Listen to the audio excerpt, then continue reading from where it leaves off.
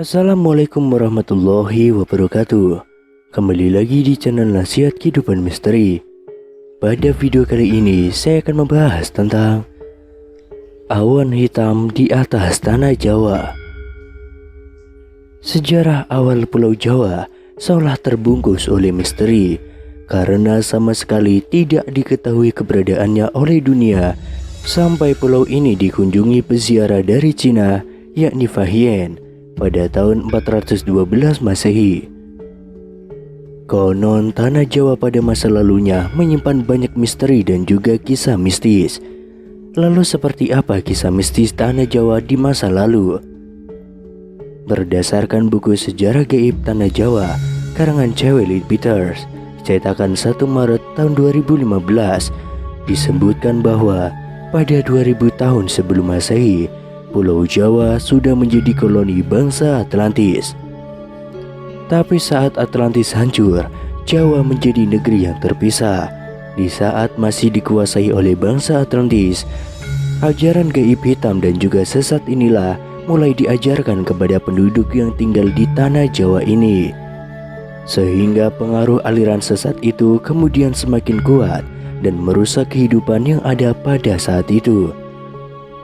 Mereka memuja dewa yang kejam, yang selalu meminta persembahan manusia, dan hidup di bawah bayang-bayang tirani, tanpa kesempatan untuk melepaskan diri pada zaman itu. Mereka diperintahkan oleh raja yang merangkap imam agung dari aliran hitam itu. Di antara raja ini, ada seorang yang sungguh fanatik dalam kepercayaan aliran hitam. Sang raja memiliki keyakinan bahwa hanya dengan menjalankan praktik kepercayaan yang mengorbankan darah setiap hari, maka wilayahnya dapat diselamatkan dari kehancuran. Hal ini didasari oleh keyakinan bahwa dewa-dewa ganas dan haus darahlah yang memegang kendali atas tanah Jawa. Pada saat itu, para dewa telah membuktikan kekuatan dahsyatnya dengan letusan gunung berapi secara berulang-ulang kali, dan juga bencana-bencana alam yang lainnya. Raja tersebut lalu memutuskan untuk melakukan sebuah pemagaran gaib demi untuk menjaga dan memelihara perlindungan atas tanah Jawa.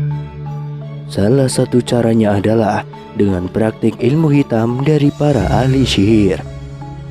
Hal ini dilakukan agar kelak semua sesembahan darah kepada dewa-dewa haus darah yang bercokol di seluruh Jawa tetap dilanjutkan di sepanjang abad yang akan datang. Demi terwujudnya maksud itu, dia kemudian menciptakan mantra yang sangat kuat di atas tanah Jawa agar aliran hitam yang dianjutnya tersebut tidak akan lenyap selamanya. Efek dari hal itu masih dapat dilihat baik secara etis maupun astral dalam bentuk awan gelap yang sangat besar yang melayang-layang di atas Pulau Jawa. Awan hitam ini anehnya kelihatan seolah-olah seperti terhambat pada titik-titik tertentu, sehingga tidak lantas terbawa oleh angin dan tetap tinggal pada tempatnya. Titik-titik lokasi awan hitam ini sengaja dinetralisir oleh raja dekat dengan kawah-kawah gunung berapi. Salah satu alasannya adalah karena kawah-kawah tersebut biasanya ditempati oleh beragam jenis makhluk-makhluk halus, sehingga makhluk-makhluk gaib itu dapat diperintahkan oleh sang raja. Kemudian pada 1200 tahun sebelum Masehi, terjadi invasi secara damai terhadap Pulau Jawa oleh Raja Vaivasvatamanu yang beragama Hindu. Mereka datang secara damai dan tinggal di pantai dan pada akhirnya membentuk kota perdagangan kecil yang independen. Seiring waktu, kekuatan pendatang Hindu ini semakin meningkat pesat dan akhirnya menjadi dominan dalam komunitas. Akan tetapi, walaupun agama Hindu telah diterima oleh penduduk, namun dalam kenyataannya, pemujaan lama terhadap ajaran sesat tetap dilaksanakan dan praktik ilmu gaib malah semakin menjamur. Melihat kondisi tersebut, Raja Vaivasvatamanu yang berkuasa saat itu meminta untuk mengirimkan ekspedisi ke Jawa pada tahun 78 Masehi. Ekspedisi ini dilakukan untuk menangkal pengaruh buruk dari aliran sesat yang sudah membumi di tanah Jawa tersebut. Pemimpin ekspedisi ini dipimpin oleh ahli spiritual yang bernama Aji Saka atau Sakaji. Aji Saka ini sangat memahami tugas yang diimbannya. Aji Saka lalu menanamkan benda yang berdaya magnet kuat yang telah dimantrai di 7 tempat Pulau Jawa untuk menyingkirkan pengaruh aliran hitam dari tanah Jawa atau tumbal bagi tanah Jawa. Untuk tempat tumbal atau jimatnya yang paling penting dan kuat, Aji Saka memilih perbukitan yang mengarah ke Sungai Progo, tempat yang sangat dekat dengan titik Pulau Jawa. Legenda mengenai Aji Saka ini dalam berbagai cerita juga dianggap melambangkan kedatangan Dharma atau ajaran dan peradaban Hindu-Buddha ke Pulau Jawa. Akan tetapi, penafsiran lain beranggapan bahwa kata Saka adalah berasal dari istilah dalam bahasa Jawa, yaitu soko, yang berarti penting, pangkal, atau asal mula. Maka namanya pun bermakna raja asal mula atau raja pertama. Mitos ini mengisahkan mengenai kedatangan seorang pahlawan yang membawa peradaban tata tertib dan juga keteraturan ke tanah Jawa.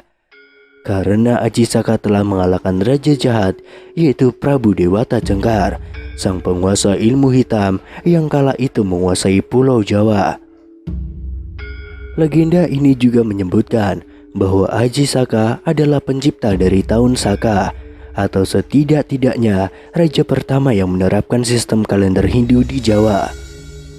Tumbal Aji Saka untuk menangkal kekuatan hitam pun bertahan hingga beratus-ratus tahun kemudian, hingga sampai pada keadaan di mana jin kembali berkuasa, hujan darah di mana-mana, dan bencana merajalela. Pada masa ini berkembanglah beberapa aliran ilmu gaib di Pulau Jawa, di antaranya kejawen, klenik, dan juga kebatinan. Lalu pada awal abad ke-13 datanglah Syekh Subakir, seorang ulama yang dikirim oleh Kesultanan Turki Utsmania ke tanah Jawa. Syekh Subakir adalah seorang ulama yang dikirim untuk menumbang tanah Jawa dari pengaruh negatif makhluk halus saat awal penyebaran ajaran Islam di Nusantara. Karena Syekh Subakir tahu kondisi Pulau Jawa banyak dihuni oleh unsur gaib yang sangat mengganggu. Lalu Syekh Subakir membawa batu hitam dari Arab yang telah diraja. Kemudian dengan karoma yang dimilikinya, batu hitam dengan nama Raja Aji Kalacakra tersebut dipasangkan di tengah-tengah tanah Jawa, yaitu di puncak Gunung Tidar di Magelang. Karena Gunung Tidar dipercaya sebagai titik sentral atau pakunya tanah Jawa.